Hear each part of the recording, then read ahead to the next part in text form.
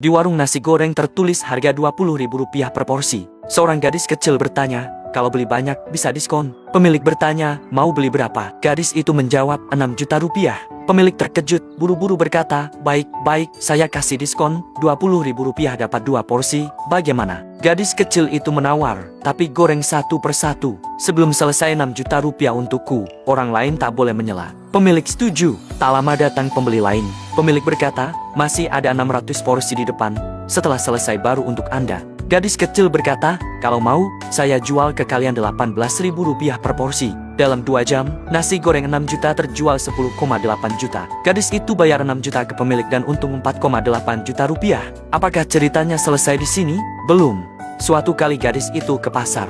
Ia melihat kakek 70 tahun dari desa menjual telur di kota dan bertanya, kakek, berapa harga telur per kilo? Kakek menjawab, Rp11.500 per kilo, dari ayam kampung sendiri. Gadis itu bertanya, kakek sudah jual berapa pagi ini? Kakek menghela napas, dari jam 5 pagi, baru laku 2 kilo. Gadis kecil berkata, kakek, lihat sekeliling, semua jual telur ke Rp11.500. Kenapa orang harus pilih telur kakek? Harus ada cara. Kakek menjawab, saya orang desa, tak tahu cara begitu.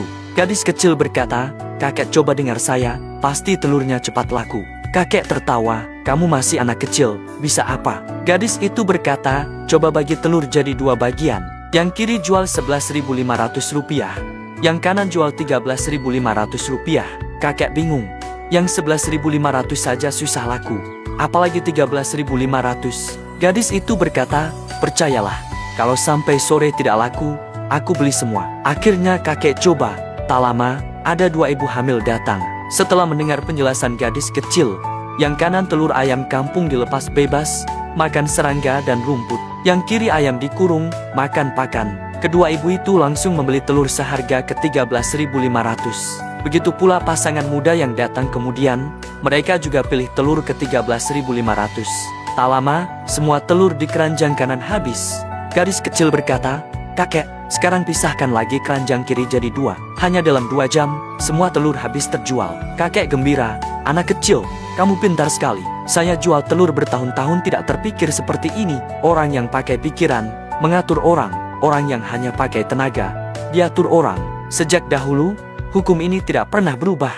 Kalau hanya mau kerja keras, penderitaan tak akan pernah habis. Kalau hanya mau bekerja, pekerjaan tak akan pernah selesai. Di dunia ini, yang paling berharga bukanlah uang, bukan pula kekuasaan, melainkan cara berpikir.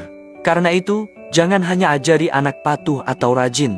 Bagi anak-anak dari keluarga biasa seperti kita, yang terpenting adalah membangun kemampuan bersosialisasi dan kecerdasan emosional. Jika ingin membesarkan anak yang tahu strategi dan tahu cara bersikap, saya sarankan orang tua membacakan buku ini sebelum anak berusia 15 tahun. Ibu, aku harus apa? Buku ini berisi lebih dari 100 masalah umum yang sering dihadapi anak, dijelaskan dengan cara sederhana dari sudut pandang mereka sendiri.